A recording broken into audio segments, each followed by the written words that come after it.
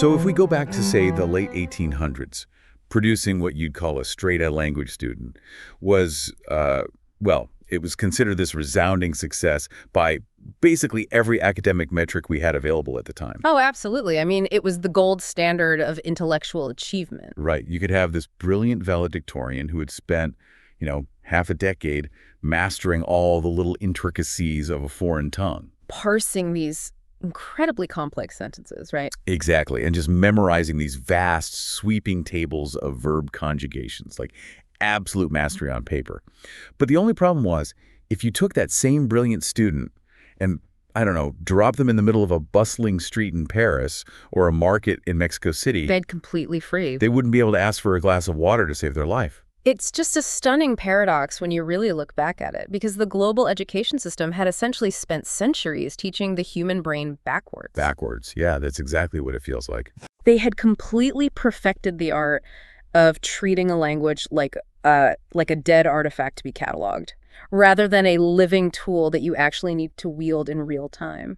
And honestly, I mean, that feeling hasn't entirely disappeared. You still see it today, right? Oh, all the time. It's incredibly common. You put in the hours, you do the endless flashcard streaks on your phone, you totally ace the written tests, and then the actual moment of truth arrives. The real-world application. Right. You step up to a counter in Tokyo. Yeah. The barista looks at you. You open your mouth to order a simple, basic cup of coffee, and you freeze. Your brain completely locks up. That classic deer in headlights paralysis is actually so fascinating from a cognitive standpoint. Because the knowledge is there, right? Exactly. All that knowledge, the vocabulary, the grammar rules, it is all physically stored in your neural networks. But the bridge between that storage center in your brain and the actual motor function of speaking, It just collapses. it completely collapses under the pressure of real-time social interaction. It is an incredibly universal frustration for any lifelong learner, because you're sitting there thinking, I have the raw data, but when I actually need to execute the skill in the wild,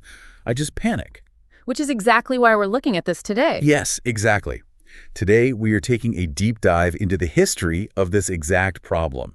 We're going to explore how the language learning world realized they were just completely failing their students, the radical revolution they launched to try and fix it, and what it means for how you and I learn literally anything today. And we've got a really fascinating stack of sources for this deep dive. Educational texts, historical analyses, massive literature reviews, and some really practical university guides like the Westcliff University material to sort through. Okay, let's unpack this.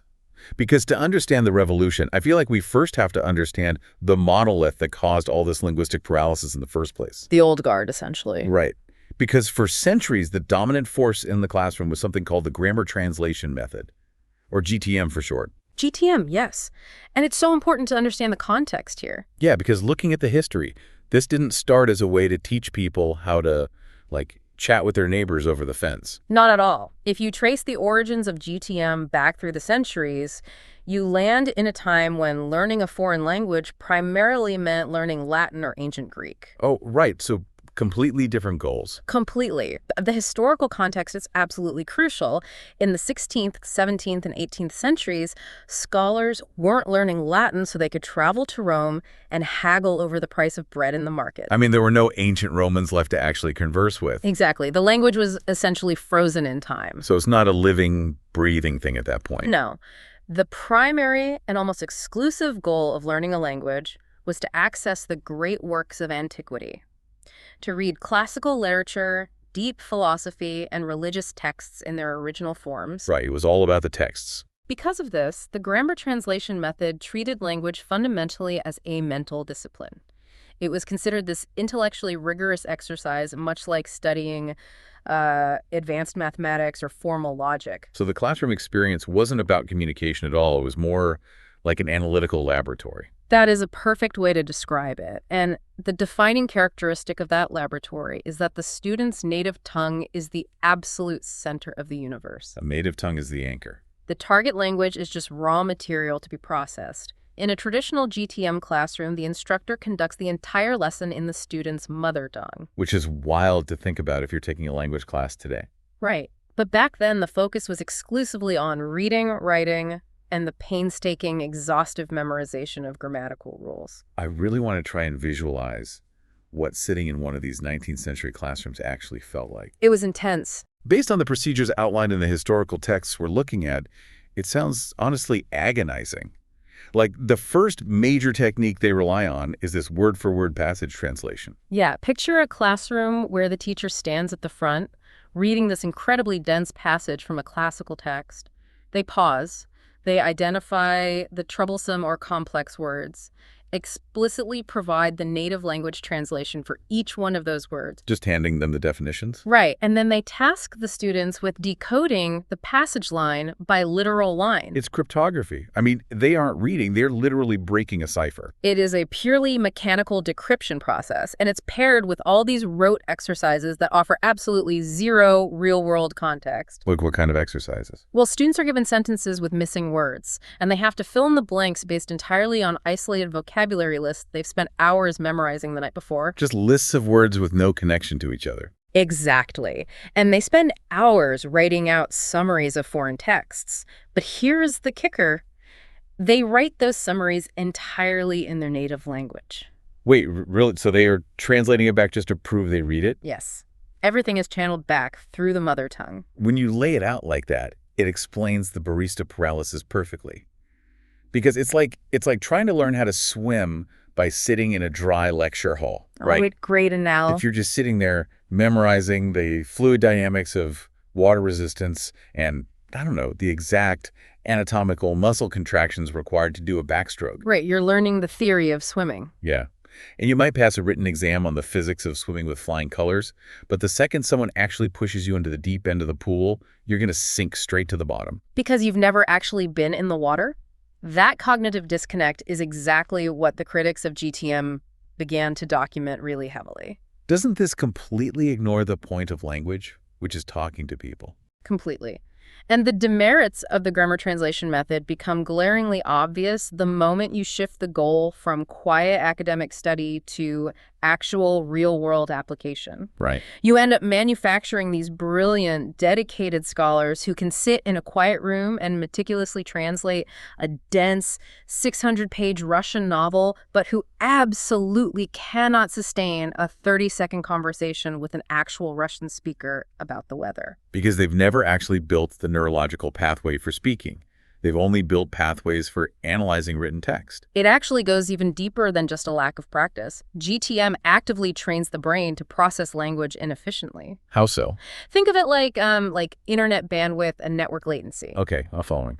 When a GTM-trained student tries to listen to someone speaking French, they don't just hear the French and inherently understand it. Right, there's a middle step. There are several middle steps. They hear the French word, they route that signal to a proxy server in their brain, which is their mother tongue.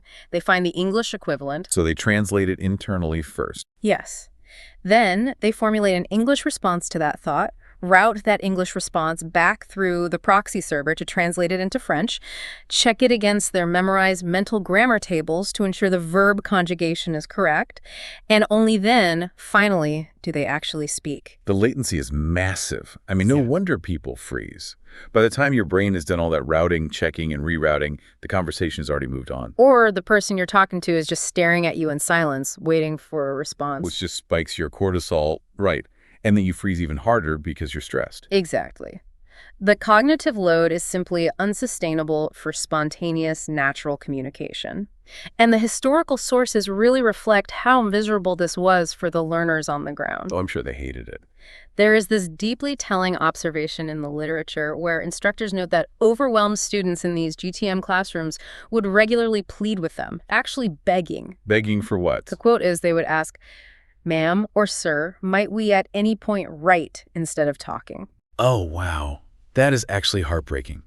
They are actively begging for written homework because the physical act of speaking is just too cognitively heavy for them. They want to write because writing affords them the time to run their inefficient, slow translation matrix without the immense social pressure of a real-time conversation. It's a safety net. Exactly. GTM completely inverts the natural order of human language acquisition. Which is what normally? Well, naturally, we listen, then we speak, then we learn to read, and finally we write. That's how a child does it. Right, obviously. But GTM forces reading and writing first and treats speaking as this, afterthought that is just hopelessly bogged down by erudite grammar rules. So you have this entire global educational establishment basically churning out students who can translate Cicero, but who are terrified of ordering a pastry. Yes, exactly. And for a long time, society was mostly fine with that because, well, travel was rare for the average person. But then the world changed, right? Dramatically. In the late 19th century, Europe underwent this massive, unprecedented transformation. The Industrial Revolution. Industrialization boomed.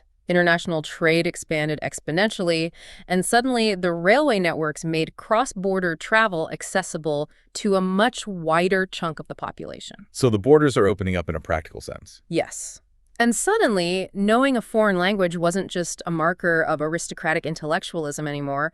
It became an urgent economic necessity. People actually needed to talk to each other to conduct business. Right, because you can't spend 5 minutes running a translation matrix in your head when you're trying to negotiate a shipping contract in German. You'll just lose the deal. The friction of the real world suddenly demanded a radical response. And that widespread dissatisfaction with GTM birthed a paradigm shift that we now call the direct method. Now, digging into the history here in our sources, the direct method wasn't entirely a brand new out-of-the-blue concept. No, the seeds had been there for a while. Yeah, the underlying philosophy, maybe we should learn languages naturally, had been floating around for centuries in these various isolated experiments, right? The historical roots are quite fascinating, actually. The texts point all the way back to the 16th century French philosopher Michel de Montaigne. Oh, right, the essayist. Yes. His father was absolutely determined that his son would master Latin, so he insisted that Montaigne be raised speaking only Latin from birth. Like as a baby. From infancy. The servants, the tutors, literally everyone in the household was strictly forbidden from speaking a single word of French to the child. That is wild. And did it work? He acquired Latin flawlessly, and not through grammar tables or decoding text, but through immersive daily living. He learned Latin the exact way a toddler learns anything, just by being surrounded by it. Precisely. And we see this exact same idea resurfaced much later. In the 1860s in Boston, an educator named L. Sauveur established a school there that strictly banned all translation in the classroom. Just outlawed it entirely. Yes, championing what he called a natural method. But it really wasn't until the late 19th and early 20th centuries that it took off, heavily propelled by the massive commercial success of language educators like Maximilian Berlitz. Oh, the Berlitz schools. We still know that name today. Exactly. That's when this approach was formalized, packaged, and branded as the direct method. And the fundamental question at the heart of the direct method is so brilliantly disruptive to the old system. It asks, what if we learned a second language exactly the way we learned our first? It completely strips away all the academic pretense.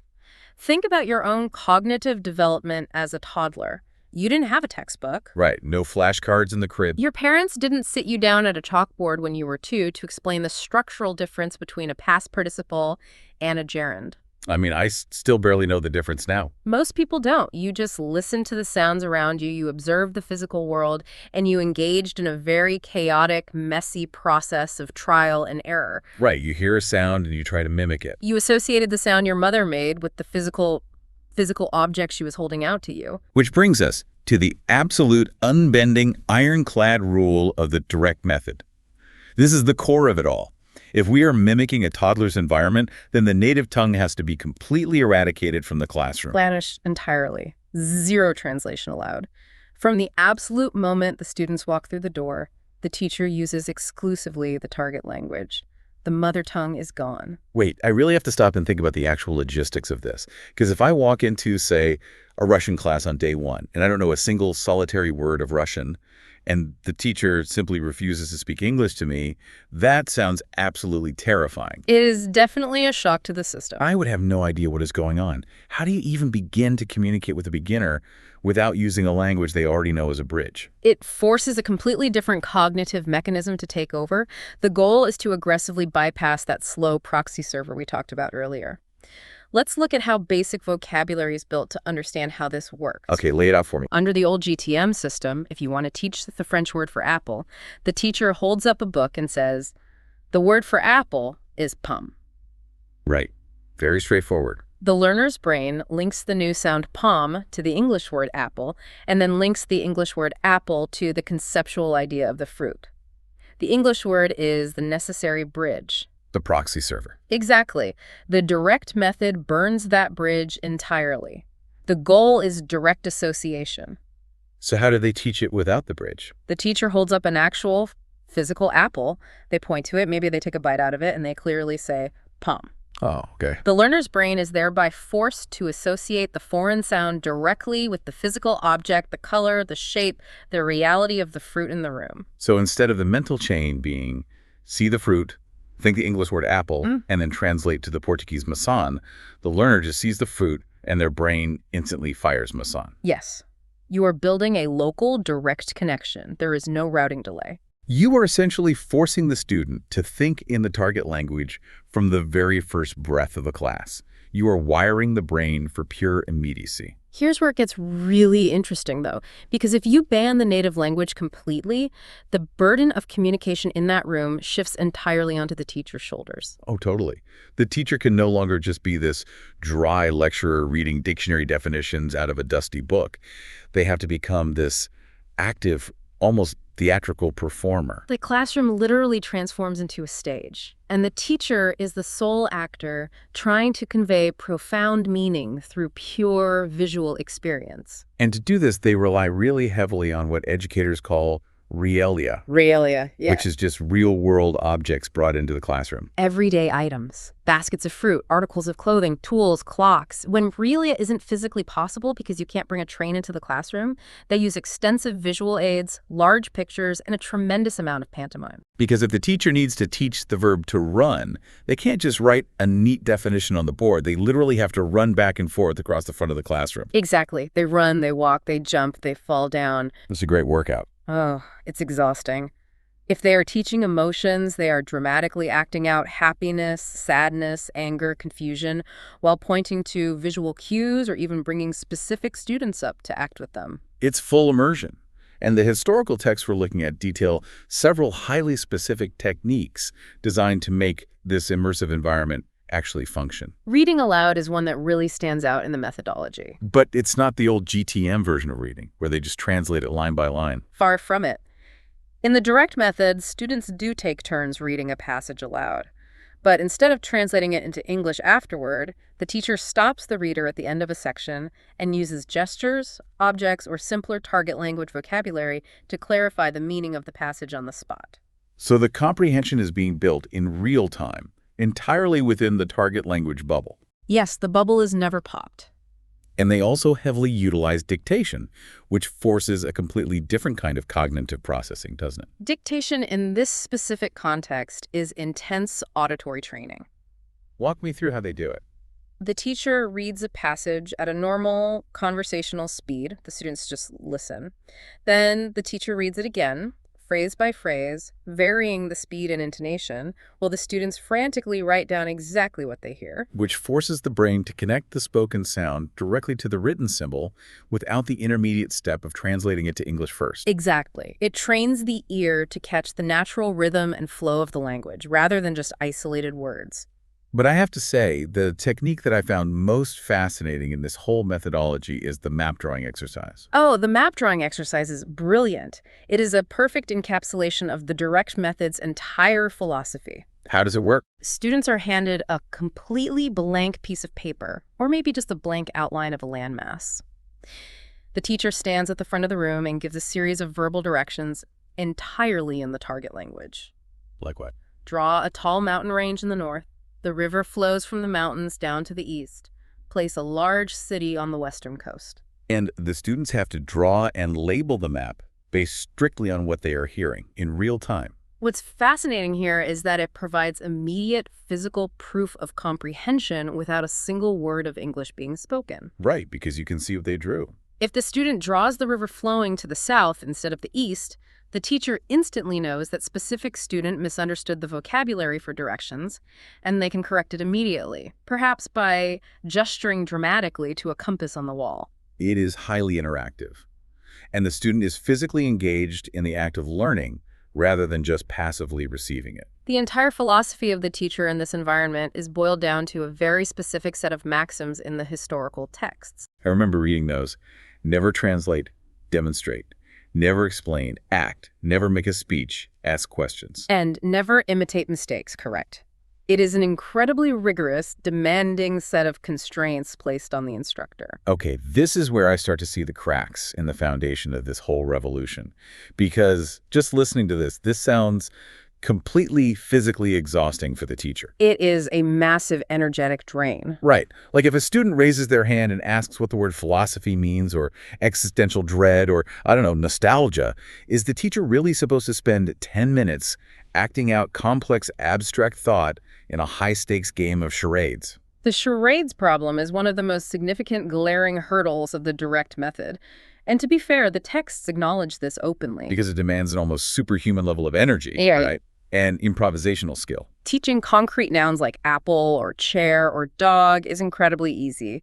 But when you hit abstract vocabulary, the method suggests teaching by something called association of ideas. Which means, what, practically speaking, in the classroom? It means the teacher has to use the target language vocabulary the students do already know to explain the new abstract concept they don't know.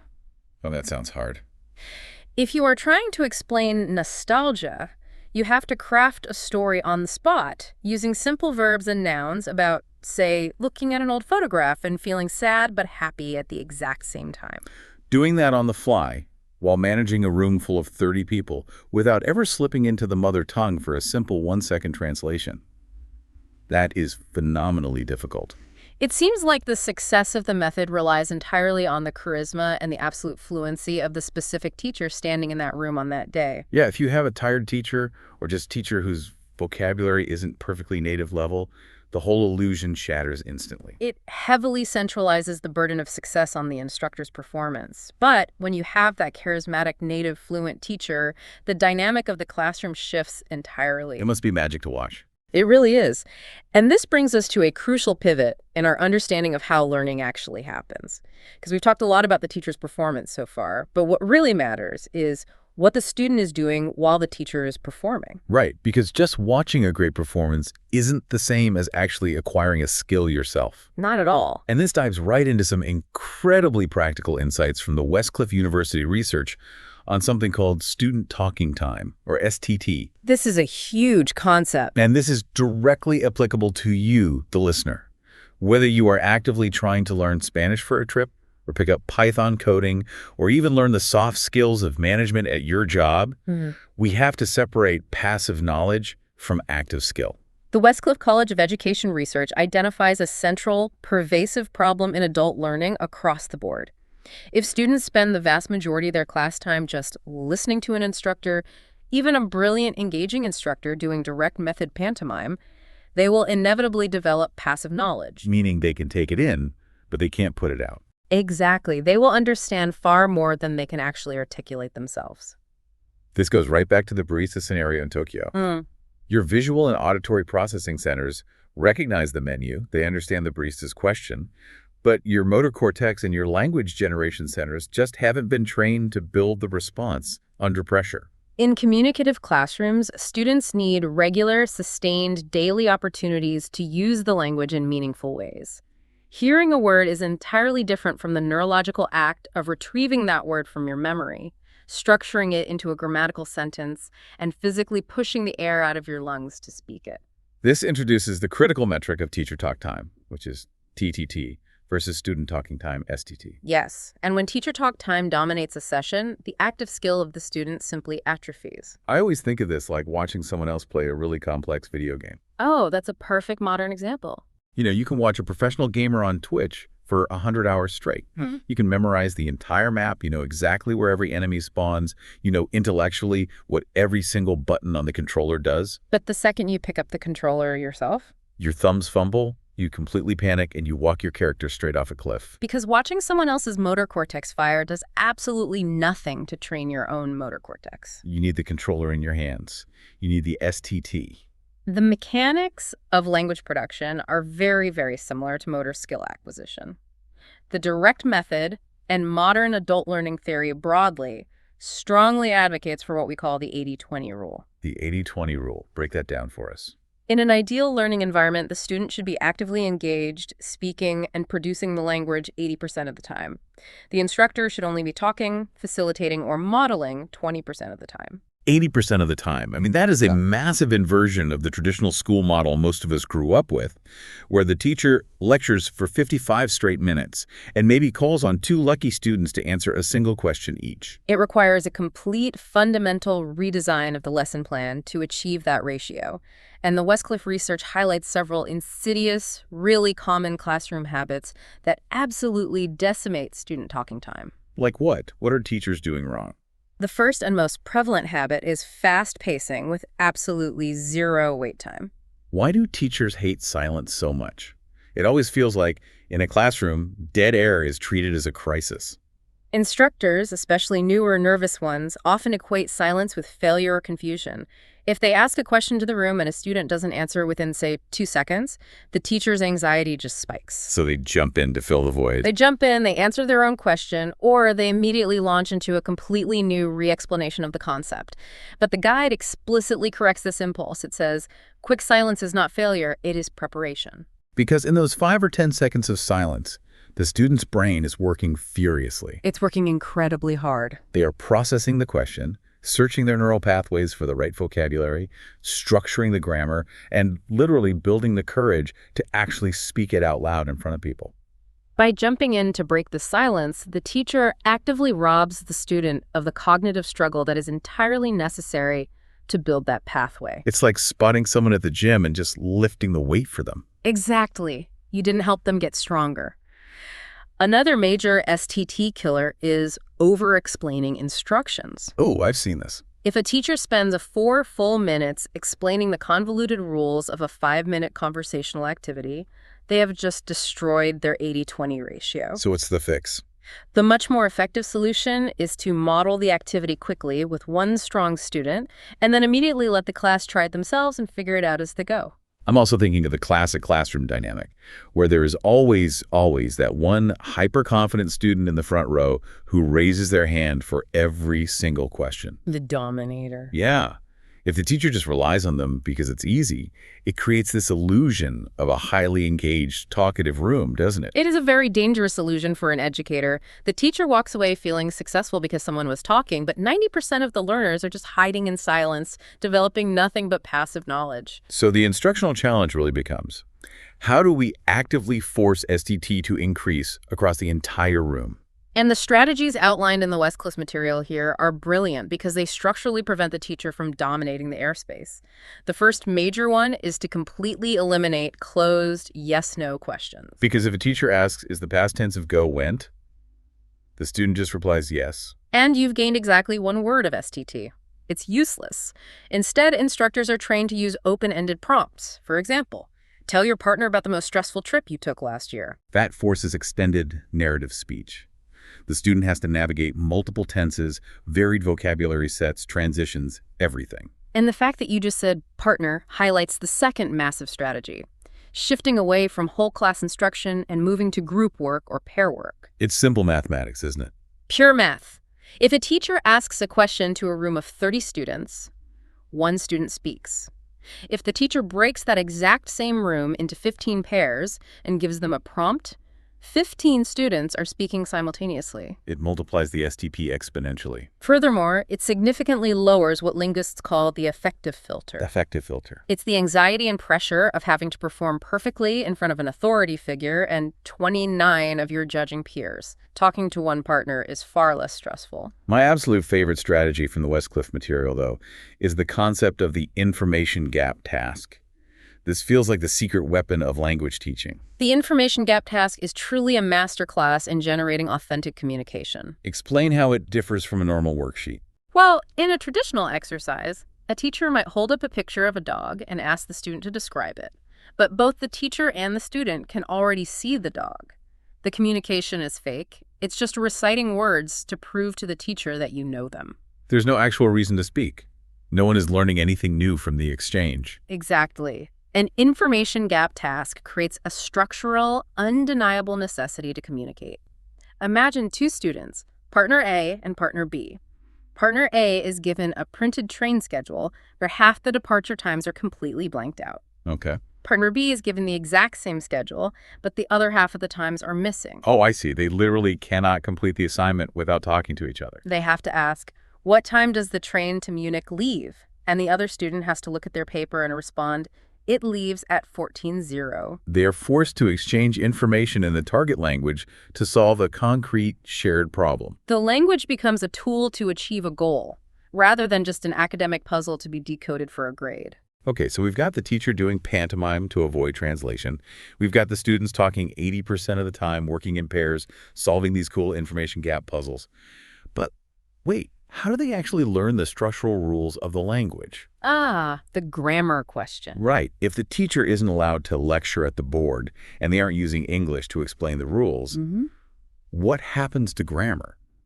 Do we just pretend grammar doesn't exist anymore? Grammar is absolutely still taught, but the direct method completely flips the sequence of how it is delivered to the brain. Right. It relies entirely on an inductive approach. Inductive, which is the exact cognitive opposite of the grammar translation method's deductive approach. Exactly. Let's break down the mechanics of deductive versus inductive, because I feel like this is where the neuroscience of learning gets really fascinating for anyone trying to learn a skill. Let's start with the traditional deductive approach. In GTM, the flow of information is entirely top-down. The teacher introduces the absolute rule first, they write on the chalkboard. To make a regular noun plural in English, you add an S. The students copy the rule into their notebooks. Then the teacher provides a list of singular nouns, car, dog, book. And the students apply the rule to generate cars, dogs, books. The logic is deduced from the explicitly stated rule. It's very clean, very mathematical. But the inductive approach operates from the bottom up, right? In an inductive approach, the rule is treated like a hidden truth that must be discovered. The teacher never explicitly states the grammar rule. Ever. So what do? Instead, the teacher provides a series of carefully curated examples, and the students are forced to analyze the data and discover the underlying pattern all by themselves. It's like throwing a detective into a room full of clues and telling them to figure out the motive rather than just handing them a signed confession. That is exactly what it is, and the historical texts give really clear examples of this in action. A direct method teacher wanting to teach the verb to be wouldn't draw a conjugation table on the board. They wouldn't write, I am, you are, he is. No. They would point to a male student in the front row, Ricardo, and say, clearly he is a student. They point to a female student, Maria, and say, she is a student. Then they broadly gesture to both of them and say, they are students. And they just keep repeating variations of this with different objects and people around the room. The book is red. The pens are blue. Through repetition, varied visual contexts, and active listening, the students' brains naturally begin to recognize the pattern. They absorb the structural distinction between is and are without ever seeing the words written out in a chart. This is absolutely crucial for the learner listening right now. When you discover a rule yourself through inductive reasoning, you are building a much deeper, much stickier neural pathway than if someone just hands you the answer on a platter. The cognitive engagement is much higher. When you have that sudden aha moment of recognizing the pattern, your brain actually releases a hit of dopamine. You internalize the logic of the system. You own the knowledge now, rather than just renting a memorized fact for a test on Friday. It is the exact neurological mechanism of first language acquisition. A 3-year-old child will intuitively say, I ran, instead of I runned, eventually. They don't know what an irregular past tense verb is. They couldn't explain the rule to you if you paid them. But they have internalized the pattern through relentless exposure and inductive reasoning. But hold on. A 3-year-old also makes a ton of mistakes before they finally get it right. If adult students are just guessing the patterns on the fly in these classes, they're going to mangle the grammar constantly. Oh, absolutely. Mistakes are guaranteed. So how does the direct method handle errors? Because in the old GTM days, an error on a translation test was just a brutal red X on your paper. Because the direct method fiercely prioritizes oral fluency, courage, and active use, mistakes are viewed not as failures, but as completely necessary byproducts of the learning process. You literally can't learn to ride a bike without falling off a few times. But accuracy still matters, right? You don't want them practicing bad grammar forever. Right, accuracy matters. The philosophical approach to error correction is immediate, but highly specific. It focuses almost entirely on self-correction. How do you get a student to correct their own grammar mistake if you aren't allowed to explicitly explain the grammar rule they just broke? The teacher acts as a mirror rather than a judge. If a student makes a structural error during a conversation, the teacher doesn't just interrupt and provide the correct sentence for them. Because that would shift the cognitive load back to the teacher. Exactly. Instead, the teacher might repeat the student's flawed sentence, but stop abruptly right before the error using this expectant tone and a facial expression that signals something is missing. So if a student's trying to tell a story and says, "Yesterday I go to the store," the teacher might just hold up a hand, lean in, and say, "Yesterday I," and just wait. Yes, that pregnant pause forces the student's brain to quickly rescan their own sentence. They realize they are talking about the past, they search their memory for the irregular verb they inductively learned, and they hopefully supply the word went. What if they still don't get it? Alternatively, the teacher might offer a rapid choice. Yesterday I go, or yesterday I went. The student hears the juxtaposition and selects the correct form. It keeps the cognitive load entirely on the student. They have to actively repair their own language structure on the fly, which just reinforces that sticky neural pathway even more. It maintains the high level of student talking time, validates their attempt to speak, but ensures the structural integrity of the language is preserved. Okay, let's take a massive step back and look at the whole picture we've painted here. We have this direct method. It completely bypasses the latency of translation. It mimics natural childhood learning. Right. It uses physical objects. It gets students talking 80% of the time. It uses inductive reasoning to build these sticky neural pathways. It genuinely sounds like the holy grail of education. On paper, it sounds flawless. Why did I still have to sit in a high school classroom in the 2000s memorizing Spanish conjugation tables from a textbook? Why isn't this method used absolutely everywhere today? That is the ultimate reality check. And the literature reviews and historical analyses we've looked at do not shy away from the immense practical flaws and the eventual fallout of the direct method. Where did it go wrong? When you look at the historical timeline, the direct method was a massive, undeniable commercial success in very specific environments, namely private institutions like the Berlitz schools. What made the private sector so uniquely successful with it? The ecosystem was simply perfect for it. Private language schools catered to highly motivated paying adults, diplomats, businessmen, wealthy travelers, people who had an urgent need to acquire conversational fluency quickly. So they were bought in. Highly bought in. And because these institutions charged premium tuition, they could afford to hire highly trained teachers with native or near-native fluency. Crucially, they could keep class sizes incredibly small, often under 10 students. Right. You can easily maintain an 80-20 student talking time ratio when you only have 6 students sitting around a table. But then, overly enthusiastic educational reformers tried to take this bespoke, high-energy boutique method and just drop it into the massive machinery of 1920s public education. Oh, no. And it crashed and burned spectacularly. The realities of public infrastructure hit hard. The texts detail a multi-front failure. First, it was economically unfeasible. You needed constant access to realia, visual aids, and specialized materials that public schools just couldn't afford. You can't buy fresh fruit every day for every classroom. Exactly. Second, public school classrooms routinely held 30 to 40 students. Yeah. You cannot physically manage an inductive, interactive, high STT environment with 40 teenagers. It simply devolves into crowd control.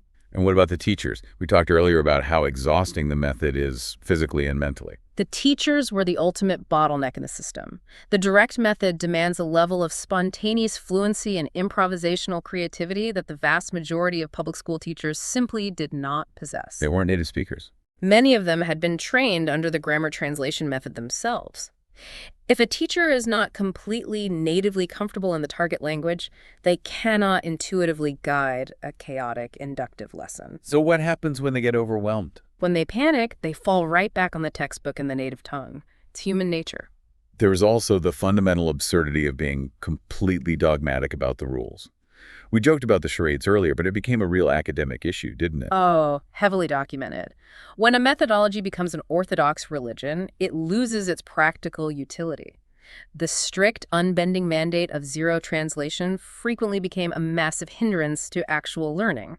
Can you give me an example from the sources?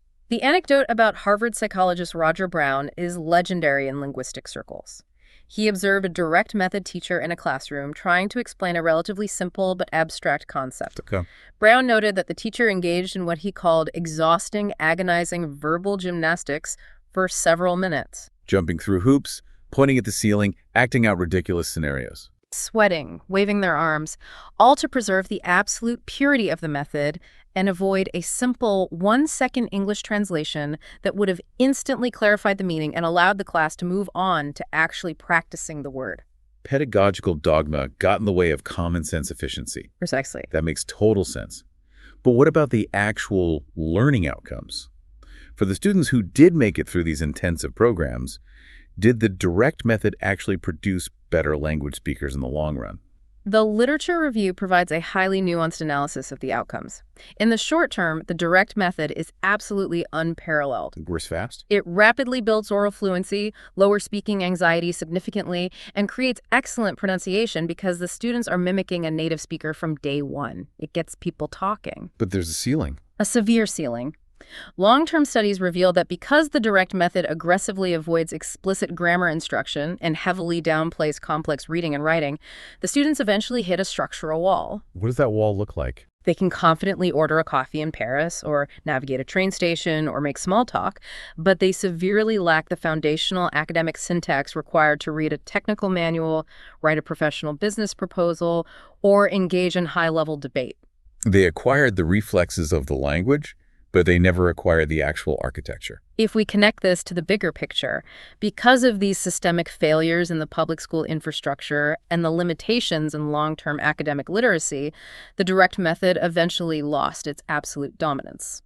So if the grammar translation method was too rigid and slow, and the direct method was too chaotic and structurally weak, what happened next? We didn't just go back to silent translation, did we? No, the genie was out of the bottle. Educators realized you simply couldn't learn a language without speaking it. The rise and fall of the direct methods sparked what linguists now refer to as the methods era. The methods era. I imagine textbook publishers absolutely loved this period. Oh, it was a gold rush. It was essentially a century-long, frantic obsession with finding the one perfect, scientifically guaranteed method for teaching languages.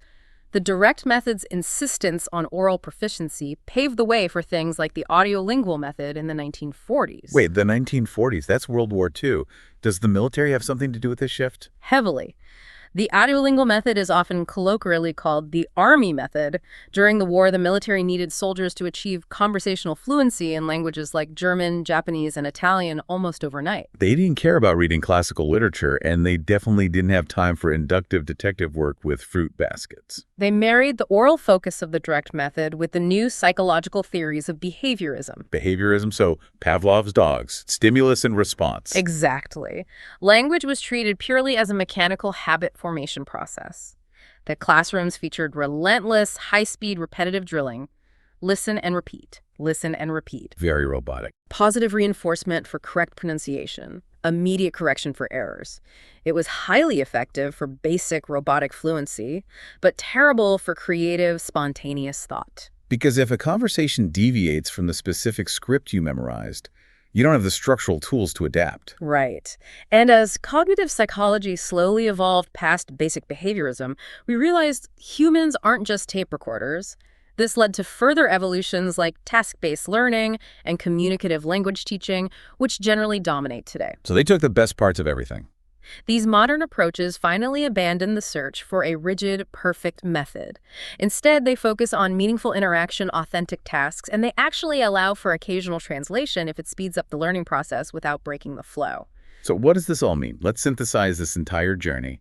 The grammar translation method viewed language as a dead academic puzzle. It was too passive, the cognitive latency was too high, and it literally paralyzed the learner. It failed the modern world. The direct method came in as a radical, almost violent revolution against that. It was a necessary overcorrection. It proved that active engagement, physical immersion, and bypassing translation to build direct neural pathways are absolutely vital to learning. It fundamentally shifted the center of gravity in the classroom from the static text to the living human being. But it also taught us the crucial lesson about dogma. Banning translation entirely at the expense of clarity, or relying purely on inductive guessing without ever explaining the architecture of a complex system, ultimately creates a ceiling on mastery. You need balance. We need the messy, active practice of the direct method to get the engine running, but we still need the structural understanding of the rules to actually steer the car. That is the ultimate legacy of the direct method. It didn't provide the perfect answer, but it forced the educational world to finally start asking the right questions about how the brain actually works under pressure. And bringing it all back to you, the listener. The mechanics of this historical evolution are incredibly applicable to your life today.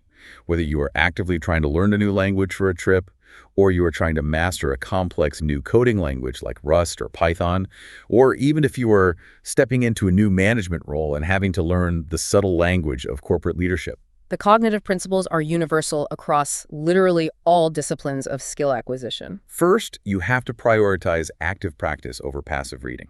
Do not just read the manual or watch the tutorial video on YouTube. Get your hands on the tool. Fire your motor cortex. Put the controller in your hands. Second, embrace the uncomfortable, messy trial and error of inductive learning. Allow yourself to struggle with a problem and discover the underlying pattern, because that aha moment is what builds the sticky neural pathway. And finally, evaluate your own learning environments and aggressively maximize your talking time. If you want to get good at something, you have to ensure you are the one doing the heavy lifting 80% of the time, not just passively observing an expert do it for you. The research on student talking time is a profound reminder that we only truly internalize and master what we actively process and produce ourselves. But before we wrap up today, I want to pivot and look forward, because we've spent this entire deep dive looking at the history of how the human brain learns languages and how teachers try to optimize that process. But the technological landscape is shifting underneath our feet right now at an unprecedented speed. It raises a deeply philosophical question, perhaps the most disruptive question the educational field has faced since the direct method throughout the grammar books a century ago. We've spent the last 100 years arguing about the absolute best way for a human teacher to transmit a language into a human student's brain. We've debated the latency of translation versus the immersion of reality, deductive rules versus inductive discovery. We've mapped the neuroscience. But we are now entering an era where artificial intelligence can instantly translate the physical world in real time. We have software that can listen to a conversation in Tokyo, run the translation matrix at the speed of light, and whisper the perfect English response directly into our earbuds. The technology is already highly functional today, and the latency you mentioned earlier is dropping to near zero. Exactly. So the final thought I want to leave you with, something for you to mull over as you go about your week, is this. Will the next methods era of education be about discovering some new, highly optimized cognitive trick for how to learn a language? Or will it be about questioning if we, as everyday citizens, still need to endure the grueling years-long neurological process of learning them at all? If the machine can act as a flawless instant proxy server, do we still need to build the local connection in our own minds? It is a wild, almost unsettling thought. Because no matter how seamless the AI gets, I have to wonder if it can ever truly replace the visceral human connection of speaking directly to someone in their native tongue without a digital middleman between you. It changes the definition of connection. Because maybe, just maybe, the ultimate point of language isn't just the efficient data transfer of ordering a coffee. Maybe the point is the shared smile, the slight vulnerability, and the genuine connection with the barista when you finally, after years of messy practice, get the words right. Something to think about next time you step up to that counter. Thanks for joining us on this deep dive.